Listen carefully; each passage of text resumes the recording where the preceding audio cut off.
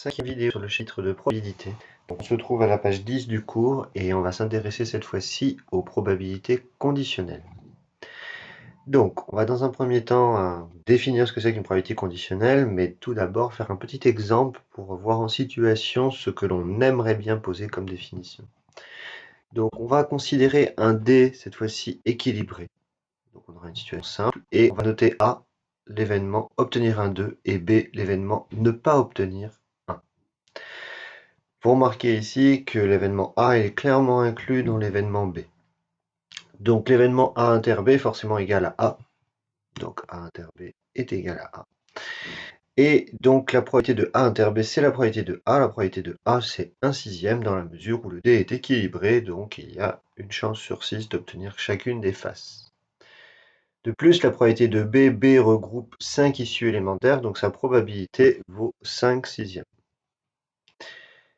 Maintenant, certes, probabilité de A est simple. Regardons maintenant si jamais on suppose que B est vérifié. Donc quelqu'un connaît le fait que B soit vérifié. C'est-à-dire qu'on n'a pas obtenu 1. Dans ce cas-là, la probabilité d'obtenir 2, elle est de 1 sur 5. Pourquoi? Parce que on n'a plus que 5 choix possibles. On est toujours dans un cas d'équiprobabilité, même sachant B. On a changé l'univers, mais on n'a pas changé la situation d'équiprobabilité. Donc 1/5. Mais remarquez que votre 1/5, c'est le quotient entre 1/6 et 5/6. Donc, c'est-à-dire que votre probabilité conditionnée par B est égale à P de A inter B sur P de B. C'est ça qu'on appelle probabilité conditionnelle et on va la définir avec la formule qui suit. Donc, première définition, définir probabilité conditionnelle. Si on a deux événements tels que la probabilité de l'événement B ne soit pas nulle, c'est-à-dire que B ne doit pas être l'événement possible, dans ce cas-là, la probabilité conditionnelle de A sachant B, c'est-à-dire sachant que B est réalisé, donc alors il y a deux notations, P de A sachant B, ou P de A sachant B, soit avec une barre et B derrière, soit B en indice, le sachant B, B en indice. Et dans ce cas-là, on appelle donc cette probabilité P de A sachant B, et elle s'écrit comme le quotient P de A inter B sur P de B. Voilà. Ce qu'on va faire maintenant, c'est que cette nouvelle probabilité, on va dans un premier temps montrer, vu qu'on l'a écrit comme une probabilité, que c'est bien une probabilité. La probabilité sachant B. Donc la première propriété, elle est juste là pour vérifier qu'on a bien une probabilité avec cette nouvelle probabilité conditionnelle. Donc cette probabilité qu'on appelle P indice B, elle va de P de oméga tend 0,1 et elle associe P de A sachant B. Et on va vérifier que c'est bien une probabilité. Donc il faut vérifier que les axiomes d'une probabilité sont bien respectés.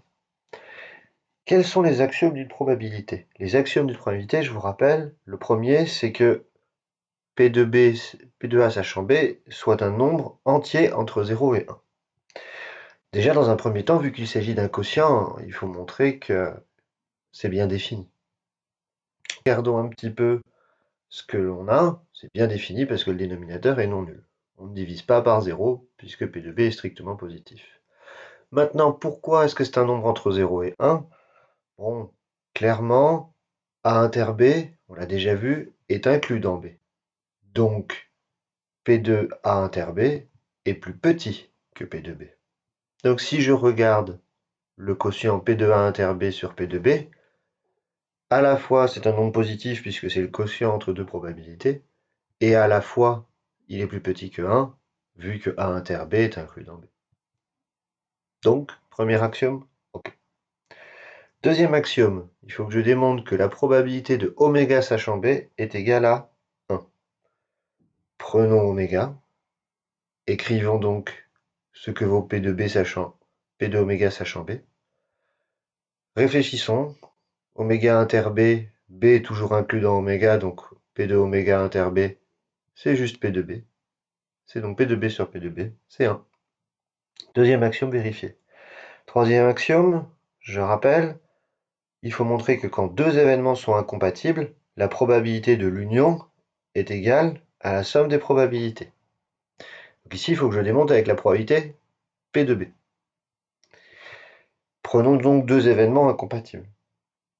Écrivons la probabilité de l'union des deux événements. Probabilité de l'union des deux événements. Probabilité de A inter A', pardon, A union A', le tout intersecté avec B. Comme je suis fort en réorganisation et distribution de l'union par rapport à l'intersection, je sais qu'il s'agit de P de A inter B union A' inter B. Si vous n'êtes pas convaincu, vous faites un petit schéma et vous allez voir que les deux ensembles ici, graphiquement, sont identiques. Maintenant, je vais réfléchir. J'ai une union de deux événements, mais les événements A inter B et A' inter B, eh ben, ils sont incompatibles. Pourquoi? Parce que A et A' sont incompatibles. Donc ces deux événements sont inclus dans A et A' qui sont incompatibles, donc forcément ils sont eux aussi incompatibles. Vous n'êtes pas convaincu? Bah regardez, j'avais A' qui était incompatible. Si jamais je cherche à regarder A inter B, chose de ce type-là, peut-être, et A' inter B, ça sera juste une partie de A', donc les deux parties que je viens de hachurer sont incompatibles.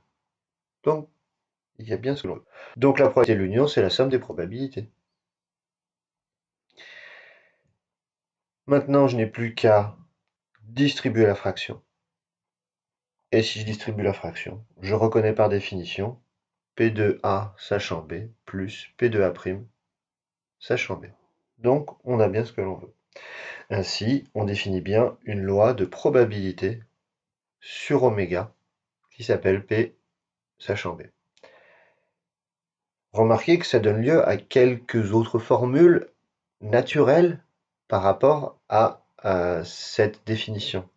De quelle formule naturelle je parle? De celle-ci.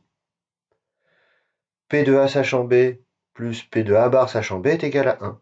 Eh oui, puisque A et A bar sont complémentaires, donc on a encore que la probabilité de deux événements complémentaires, quand on les ajoute, est égale à 1.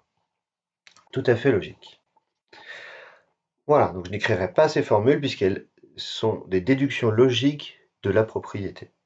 Mais vous pouvez les considérer comme vraies. Pour finir sur cette première partie des probabilités conditionnelles, regardons un premier exemple. Alors, on considère une famille de deux enfants.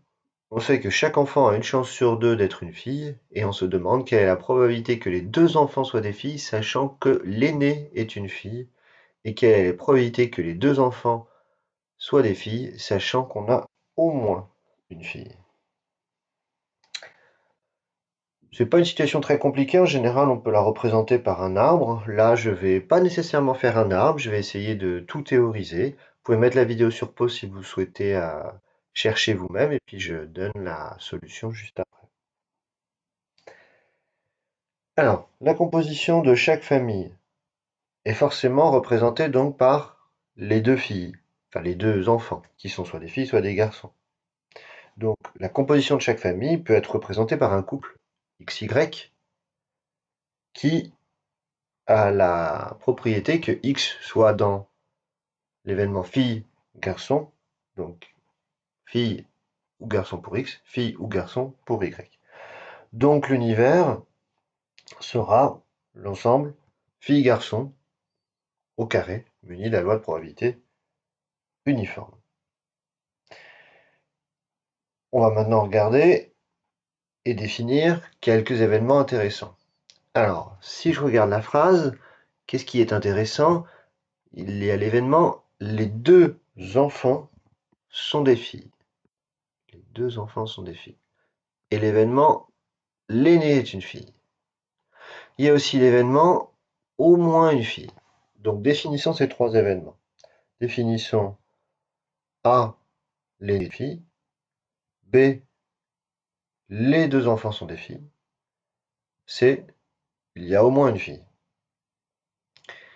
Donc ce que l'on cherche dans la question 1, que j'ai numéroté 1, c'est P de B sachant A. Donc les deux enfants sont des filles, sachant que l'aîné est une fille.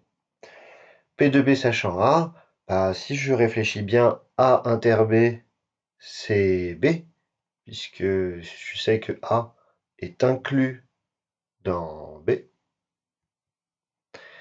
Donc c'est P de B sur P de A. P de B, alors les deux enfants sont des filles.